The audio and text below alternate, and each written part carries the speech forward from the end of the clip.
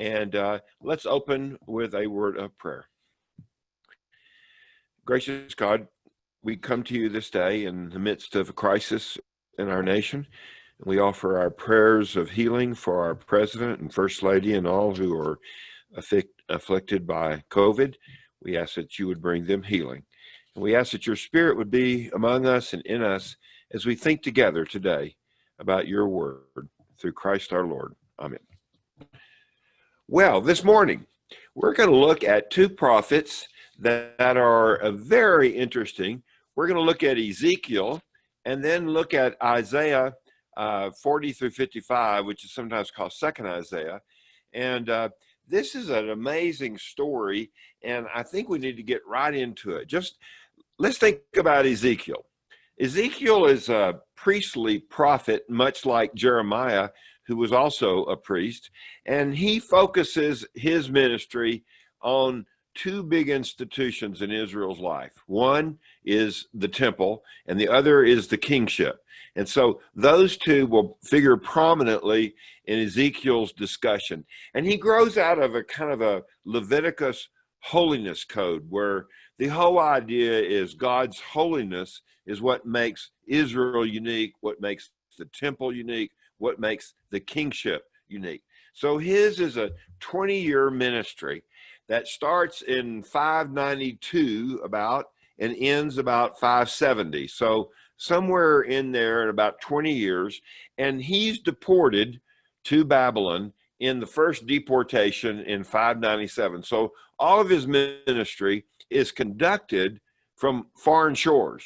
And there are some scholars who think he went back to Jerusalem, but most scholars think that he has some visions of what's going on in Jerusalem, but that he does all of his ministry by what he calls the river Chebar, which is a tributary to the Euphrates River. And there he is called to be a prophet. And you can look at the call of Ezekiel in chapter 1 through 3. It's an amazing vision of wheels within wheels and God's glory and light, etc. And here's the important part. God's glory comes to Ezekiel in a foreign land. So the psalmist had offered this prayer: how can we sing the Lord's song in a foreign land? Well, because God comes from Jerusalem to be with Ezekiel and the people, even in their deported state. This is an amazing statement. And in this call, Ezekiel, like Jeremiah before him, is promised two things. He's promised God's presence, and he's promised toughness, that Ezekiel will need to be as hard as stones as he deals with this recalcitrant people. Also, he's appointed as a watchman. This comes in chapter 3 and in 33, and it's a unique image of a prophet, that someone who warns the people of a coming disaster or difficulty, and it's incumbent upon the watchman to warn the people. So he is a watchman. So after chapters 1 through 3, this extended call, Ezekiel says that he was speechless for 7 days. He couldn't even utter a word. He has received the word of God, and now he is speechless. It's a remarkable call, and I encourage you to read it when you can. So let's look at the first 5 years or so of his ministry, from 592 to 587. Now look at those dates. Those are the 5 years preceding the second deportation and the utter destruction of Jerusalem in 587. So Ezekiel's going to see this steamroller coming from the north. He knows it's going to come down and ultimately destroy Jerusalem. So all of his first part of his ministry is doom and gloom. It is judgment from A to Z. And he is trying to warn the people, as a good watchman should, this is what's about to happen. And it's interesting how he uses both symbolic acts as well as words to warn the people. Now, Matthew, you would really love this part. This is sort of underground theater that he does throughout. Now he's in Babylon, but he's doing these symbolic gestures to warn the people of what's coming down the pike. So chapter 4, he is told to lay on his side for 390 days and to play act the siege of Jerusalem. And he's supposed to raise his hand and to speak against Jerusalem. So he's literally play acting the siege of Jerusalem for over a year. Now, I don't know if he literally lay there for 390 days or symbolically, I don't know. In chapter 4 also, he's told to eat disgusting, unclean food, which for a priest is really bad because that's the kind of food they're going to have to live on once their city is destroyed. In chapter 5, he cuts his hair and divides it into 3 groups. And one group he will burn. The second group he will throw into the air. And then the third group he'll hack with the sword. In other words, this is what's going to happen to Jerusalem, the same stuff that happens to my hair. Then in chapter 12, he's told to cut a hole through the wall of his house and carry a bundle through it to symbolize that the walls of Jerusalem will be breached and people will have only what they can carry in their hands as they're deported into Babylonian captivity. Also, in chapter 12, he's told when he eats to go outside and eat publicly and to tremble and shake while he eats, because that's what they will experience, this fear and trembling all over. Then in chapter 24, something really stunning. His wife dies, and he's told not to weep for her, as though weeping for his wife is too small a thing compared to the weeping that will happen when Jerusalem as a city will be burned down.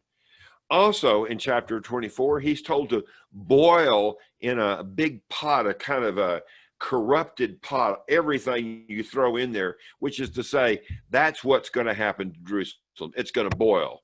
So all of these symbolic gestures are Ezekiel's way of warning the people that something terrible is about to happen. Now, you have to ask yourself this question. Ezekiel's doing this in Babylon. How's this helping the folks in Jerusalem?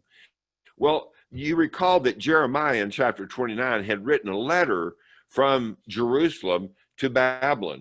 You have to surmise that something of what Ezekiel's doing is somehow communicated perhaps back to the folks in Jerusalem. I'm not really sure. Well, after the symbolic gestures, he also speaks words of judgment. And these are words of judgment that we're used to. They're both about cultic aberrations and abominations going on in the temple and injustice toward the people. I'm not going to rehearse those. Several years ago, I taught a course. Some of you guys remember when the College of Santa Fe still existed? I taught a course in the College of Santa Fe on the Hebrew prophets, and this is the book I use, James Newsom. James Newsom was the colleague of Brueggemann at Columbia Seminary for years. Brueggemann was kind of the golden-tongued orator, and he was more the meat and potatoes guy. But I thought his book on the prophets was very useful, so I've been reading that. And also, some of you may want to go back to Brueggemann's book on From Judgment to Hope, because there's a good article in here about Ezekiel as well as Jeremiah. Well, if you look at the words that Ezekiel says in judgment against Israel, I got to tell you, some of them are too lurid for Sunday morning. They are, well, let's put it this way. They're explicit literature. I think, what is the rating now, Matthew, for movies? It's not X, it's NC something. I forgot. These are highly suggestive and sexual images, all of it saying Israel has really prostituted herself to foreign gods. By the way, there was a notion in some parts of Jewish lore that you shouldn't read Ezekiel until you're 30 at least. By the way, 30 is the minimum age in Israel to become a priest. So the idea was Ezekiel is this loaded material with symbolic stuff as well as this lurid description of Israel's sin. So anyway, be prepared if you're going to read about it, especially these two sisters who are prostitutes, but I don't want to go there. Now, so Ezekiel is going to depict what's going to happen to Jerusalem, and he's going to focus on the doom facing two main institutions. Those two institutions are the temple and the kingship. And so in chapter 11, he has this remarkable picture of God leaving the temple like Elvis. He is going to go through the east gate, and his light and brightness and shining is going to come through the main courtyard and exit out the east door of the temple.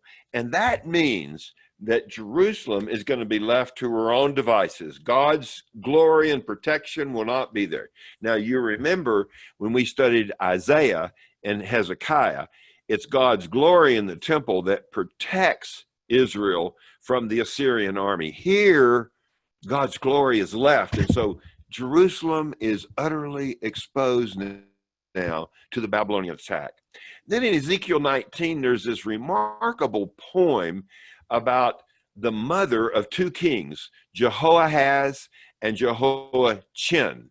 And both of them are seen as young cubs that grow into lions. And both of them experience the same fate. Jehoahaz is deported to Egypt, and Jehoiachin is deported to Babylon, much like Jeremiah is deported to Egypt and Ezekiel is deported to Babylon. And so these two young cubs grow up and they're young lions, strong, but they're put in a cage and taken away as though to the circus is taking them to Egypt or to Babylon. So they're gone. So these two main institutions of Jerusalem are threatened, according to Ezekiel. The temple in chapter 11, the glory of God will go out the east gate, and the kingship in chapter 19 will be deported to foreign nations. Well, so the first part of Ezekiel is pretty much as gloomy as you're going to find in the Hebrew prophets. And that's saying a lot, because Ezekiel knows the steamroller from the north is coming down. Now, the last part of Ezekiel's ministry, thankfully, from 587 to about 571, really is all about one thing: hope. So as dark as the first chapters were, the latter part of Ezekiel is sunshine. It's morning in America. It's morning in Israel. Things are going to get better, and we're going to be okay. Starting with that most memorable image that everybody knows from Ezekiel, because we sing about it all the time, Ezekiel 37. This valley of dry bones, the Spirit is going to move over that land. It's going to put flesh on these bones, and then it's going to put the Spirit of life within this newly constructed human person, and they're going to rise up together. And what's going to happen? The people of God are going to be reconstituted. The dead who have been in the dust in Jerusalem will now become a new people. Then at the end of chapter 37, he has this interesting symbolic gesture again, where two sticks are sort of, tied together. And the idea is the northern and the southern kingdom will come back and they'll be renewed. So the people of God will be renewed. The whole kingship will be renewed. That is, north and south will be tied together. Oh my goodness, this is good news. Chapter 36, the land itself will be renewed. So that land flowing with milk and honey, it comes back to life, and all is going to be great again. So then in Ezekiel, he talks about the renewal of the two main damaged institutions. And they are, of course, the temple and the kingship. So in 40 through 48, there is this remarkable picture of a newly constructed temple after the destruction of Solomon's temple, the first temple. And this new temple is bigger, it's better, it's on a higher elevation, and Ezekiel must have a fascination with numbers and almost architectural design, because he goes very carefully into how big it is, what shape it is, where it stands. So if you like architecture, Ezekiel 40 through 48 is for you. He goes and describes this marvelous new temple. But here's the big difference between the old temple and the new. Coming out from the altar of God, from the Holy of Holies, is this river of life. And the river of life flows straight through the temple, and it goes down the Temple Mount, and it goes down into the Dead Sea. And everywhere that temple, that river of life is, there are trees growing on each side. Those of you remember the book of Revelation 22, you'll remember the tree of life on both sides of the river of life. Well, that comes right out of Ezekiel. And when the river gets down to the Dead Sea, guess what's going to happen? They're going to be able to fish in the Dead Sea. Wow. Believe you me, you cannot fish in the Dead Sea now. By the way, the Dead Sea is fallen on hard times, so now Israel's having to pump seawater from the Mediterranean over to the Dead Sea just to keep it sort of alive. Well, here, the Dead Sea begins to flourish with fish of all kinds. It's a marvelous picture. I would encourage you to read that in chapter 47. But then, to me, this is one of the most interesting parts of Ezekiel. The kingship is renewed. But get this. Here's the deal. In Ezekiel 45 and in 46, the king is allotted a certain amount of land in Israel that's his alone. And he can't give it off to other friends. It has to stay in the family, the Davidic line. And here's the idea. The king will have sufficient land where the king will not oppress other people and grab taxes from them and expropriate their land. Remember Ahab stealing Naboth's vineyard? Remember that? No, the king won't even be tempted to do that, because he'll have sufficient royal lands that he will inhabit and not take anything else from anyone else. And then, if you look carefully in chapter 46, the king now has a special role in the temple. He's now going to start offering sacrifices, massive sacrifices in the temple. Now, those of you who remember 1 Kings 8, do you remember who makes the first offerings in the newly constructed Solomonic temple? Well, that would be Solomon. Solomon offers these enormous sacrifices. And now in the reconstituted temple, one of the main duties of the king is what? Offer sacrifices. But the most memorable image of the newly restored kingship is in chapter 34. In chapter 34, for those of us who've been preaching, etc., Matthew, know that it is used in Psalm 23 and in John 10 to talk about the Good Shepherd. Because here, the newly constituted kingship is going to be like a good shepherd. And what is the shepherd going to do? It's going to protect the flock, but it's also going to reach out to those who are lost, or those who are oppressed, or those who are ill. This good shepherd king will hold Israel and protect Israel and be its good shepherd. And of course, Jesus will use that image in John 10 to describe his own kingship, that he'll lay down his life for the sheep if needed. So Ezekiel ends with this marvelous picture of hope. Think about it. The people are going to be reconstituted like a valley of dry bones that will stand up and be alive. They will have a reunited kingship. The land itself will flourish with milk and honey. And then this new temple, bigger, better, stronger in every way, will come back to life, and there will be a river of life flowing from it that will give life to all the rest of the nation, including of of all things, the Dead Sea, and then a new and reconstituted kingship that will not oppress other people, will offer sacrifices in the temple, and be a good shepherd for all the people.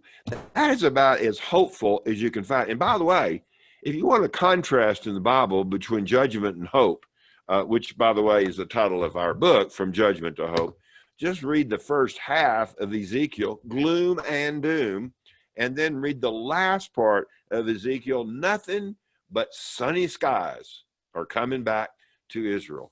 So that's Ezekiel's vision of how the king, the new king, will flourish. Now, let me just quickly sum up Ezekiel like this.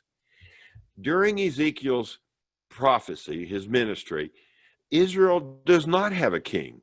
Israel is deprived of kingship, and it's deprived of the temple. But Ezekiel's saying good days are coming ahead.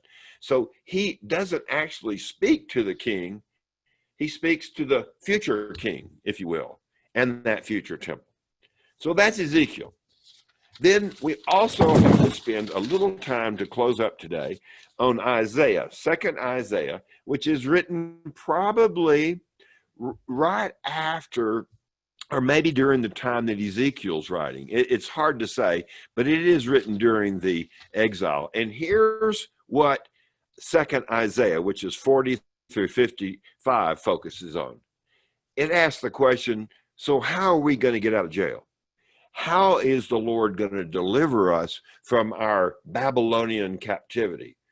Well, the answer that second Isaiah gives is totally surprising. The answer is, look to the north, that is to Persia, contemporary Iran. Look to the north, and there you will find your liberator. And his name is Cyrus the Persian. Cyrus the Persian is going to come down, and in 539 is going to take Babylon without firing a shot. Babylon is going to surrender. He's going to march into town, take over Babylon, look around the city and see all these deportees from all these nations that have been conquered by Babylon. And he says, I want you all to go home. And I'm going to give you special protection when you get there. And I'm going to support you, with this proviso, that you stay loyal to me, Cyrus the Persian.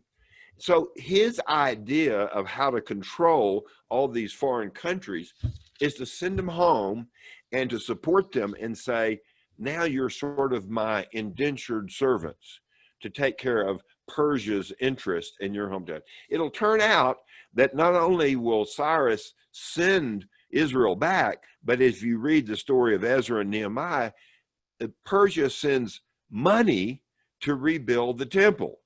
Oh my goodness, these people are smart. Send these people home and make them beholden to you. Think of China's foreign policy as we experience it right now. Now, if you look at Isaiah 44:24 through 45:13, the whole section is about God calling Cyrus to be a liberator, much as God had called Nebuchadnezzar from Babylon to be a destroyer. Now we have Cyrus the liberator. And he is an amazing figure. If you read his story, he really had a genius for organizing and military conquest and all the rest. But what I want to say to you is that God's view of Cyrus is very different than Cyrus's view of himself. Cyrus calls himself the King of Kings, the great king of all the world. This is what Yahweh calls him. He says, you are my servant. I'm using you to do my bidding. So in 44:28, he says, Cyrus is my shepherd. In 45:1, he says, you are my Messiah, Mashiach, the only Hebrew word I know of, Matthew, that has a sound like an English word. I mean, Mashiach equals Messiah. There's no other Hebrew word that sounds like that in English. In Greek, there are hundreds of Greek words that sound like the same word in English, but there's one in Hebrew. He is my anointed one, my Messiah. Then in 45:2, he says, I'm going to prepare the way for Cyrus to come down from the north and to take over Babylon. And then I've appointed you to help my servant Israel. I have stirred up Cyrus to action. Those are phrases that are used in that section from 44:24 to 45:13. In other words, Cyrus thinks he is the king of the world, when in truth, he is simply God's servant. This is pretty amazing. Now, does Cyrus ever know, I thought I was doing this all in my own power and strength, but no, this is the Yahweh God of Israel who's using me? Well, in 45:4 and 5, the text says, although you do not know me. But strangely enough, in 45:3, it says, then you will know that I am the Lord. Well, I think that Cyrus never woke up one morning and said, boy, I'm in the hands of Israel's God. I don't think that ever really happened. He's kind of like Pharaoh. Pharaoh is an instrument of God. He doesn't know that. And throughout the Exodus story, we're told that these miracles are to do what? To show that I am the Lord over against the Egyptian gods. It seems like that's the context here. Cyrus doesn't know, but the prophet wishes he knew that he were an instrument. Pharaoh doesn't know, but Moses wishes he would know that he's truly an instrument of God. So we end today with a couple of short words about the mysterious providence of God. Babylon is a destroyer used by the hand of God. Cyrus is a liberator used by God as an instrument of God. They're both pagans, but they're both unwitting instruments of God's providence. What are we to say to that? Isn't that an astonishing thought? Now, there is a verse that I would like you to sometimes read this week if you get a chance. It's Isaiah 41:4, and it says this. It's a question. Who has determined the course of history? And of course, the way Isaiah structures it, the answer is, well, that would be Yahweh, the God of Israel. To a country that's deported, their kingship is destroyed, their temples destroyed, their lands destroyed, Cyrus the Persian is going to be the instrument of their liberation and their renewal. He doesn't know that, but God knows that. And the writer of 2nd Isaiah knows that. And what 2nd Isaiah is trying to say to the people in captivity, this is a new thing that God is doing. Trust it, believe it, and when given an opportunity, act on it, and let's return to Israel to rebuild our temple and rebuild our kingship. Well, sometimes when I get discouraged about the course of things, I think about 2nd Isaiah, about unwitting instruments of God's providence, and how God can use the strangest tools to bring about liberation and renewal. Isn't that amazing? So those are some reflections on Ezekiel and 2nd Isaiah. And so I would love to hear your comments. Matthew,